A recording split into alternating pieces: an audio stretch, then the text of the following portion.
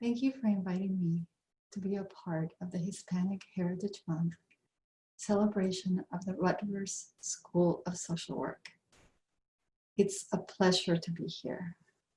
My name is Yolanda Padilla, and I'm a professor at the Steve Hicks School of Social Work at the University of Texas at Austin.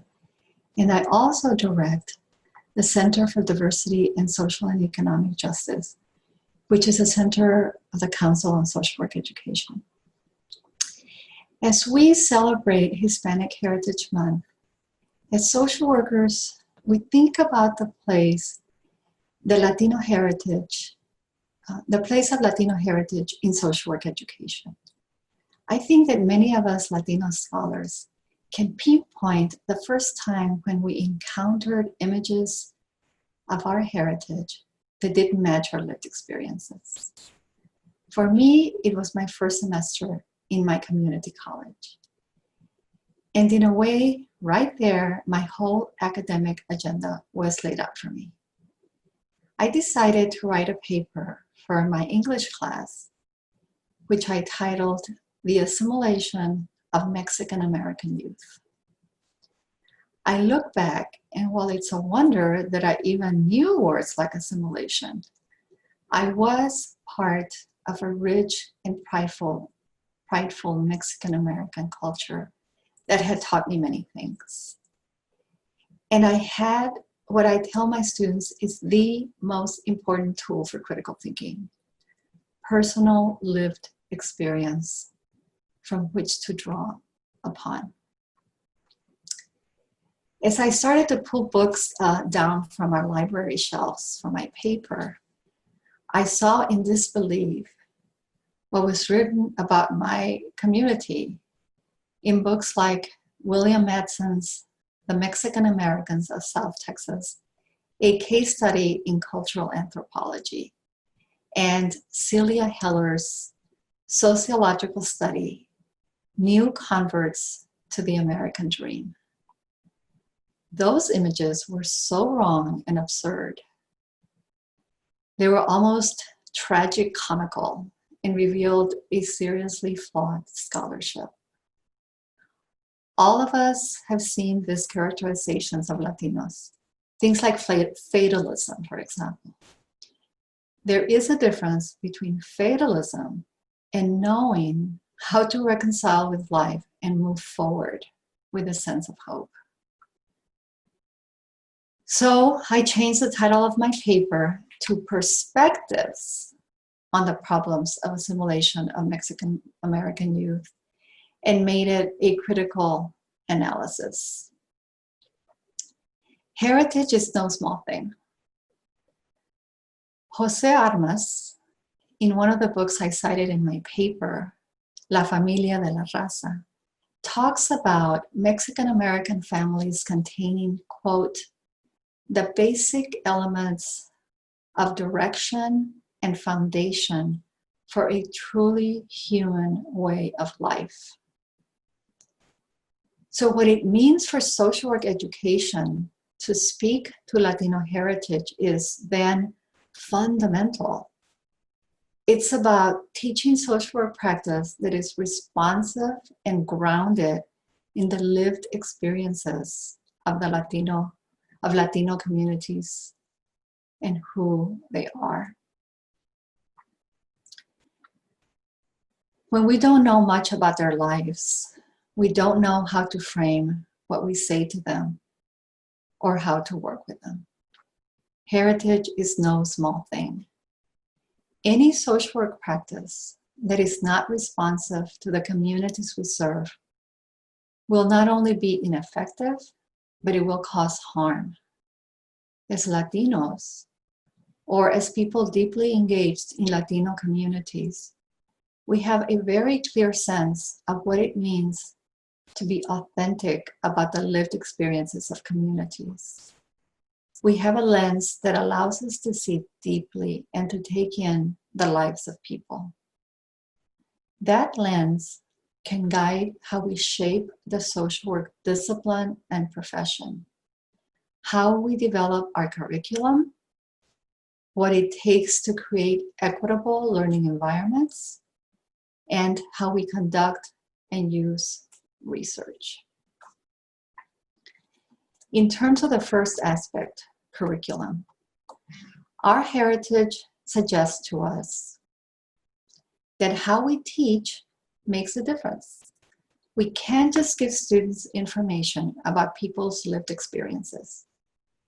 We use stories and provide opportunities for students to discover for themselves and engage in the culture of communities. We provide mirrors where students can see reflections of themselves and windows through which they can see the realities of others. One of the most powerful ways to do this is through books. I created a library on diversity and justice in the Diversity Center website. It contains a collection that I curate and that I keep up to date of about 250 contemporary books. It contains narrative nonfiction, including memoirs and ethnographies, fiction, including literary novels, science fiction, and graphic novels, and social analysis books by and about social activists. I use this collection in my own teaching. Students select the books that they want to read. As one of the major proponents of using literature to teach about social issues, Louise Rosenblatt convincingly shows that beyond teaching facts, literature is a source, quote, literature is a source of insight and emotional liberation. And this is supported by education research. Another pedagogical approach to provide opportunities for students to discover for themselves and engage in the cultures of communities is the use of models. For example, I was moved by a seminar on self-care that Dr. Gia Kalikdan Apostle from Stockton University here in New Jersey gave recently to social workers working in the context of COVID in her native country of the Philippines. I thought it would be a powerful way to show students what culturally grounded practices sound and look like in action. So I invited her to create an abridged version of the seminar for the educator resource that I produced this month and which is up currently on the Diversity Center website. In the webinar, although using standard self-care, teaching standard self-care skills, Dr. Gia Apostol frames the approaches she uses from a Filipino cultural perspective. The self-care skills she chooses align with Filipino culture.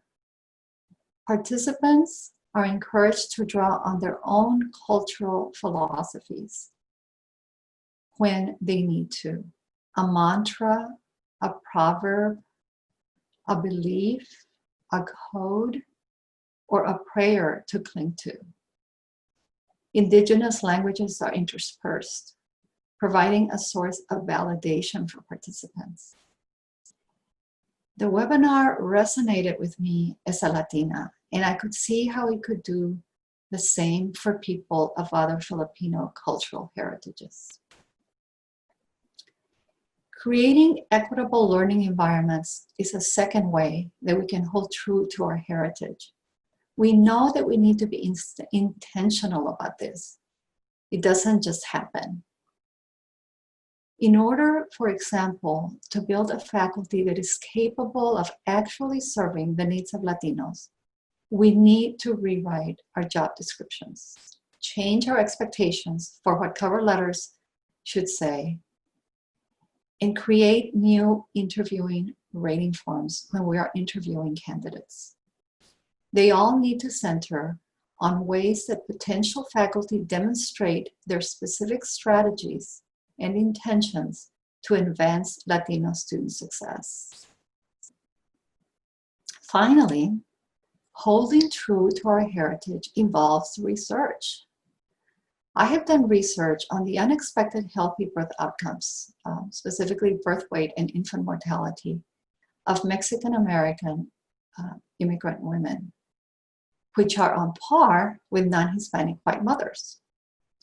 The research shows that in part, the reason for these healthier outcomes are the healthy behaviors of Mexican American immigrant pregnant women in terms of good nutrition, low drug and alcohol, tobacco use, access to family support, and high rates of breastfeeding.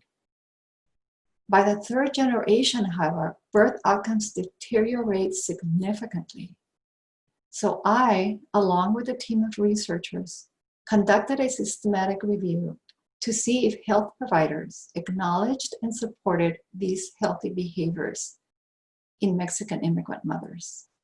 We found that for the most part, they did not, and evidently were not aware of this critical health research. So not only did they not encourage the healthy behaviors in first generation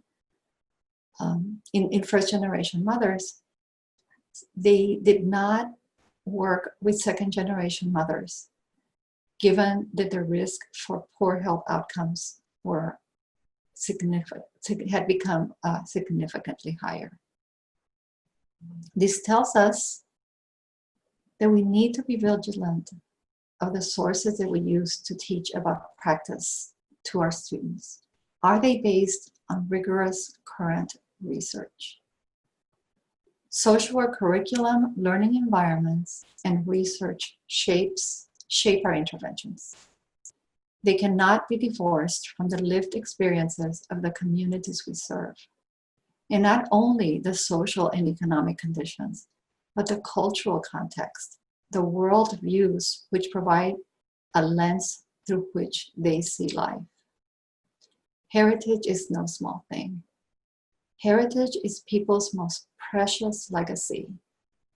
Quoting Jose Arce again, it contains the basic elements of direction and foundation for a truly human way of life.